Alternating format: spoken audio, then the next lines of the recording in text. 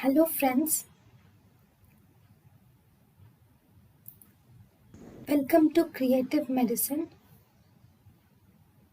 In this lecture, we will learn about. Hello friends, identify this instrument. What is this? This is a laparoscope. It is a laparoscope. It is actually based on Hopkins optical system. It is based on Hopkins optical system. Okay, so this is laparoscope. It has two views.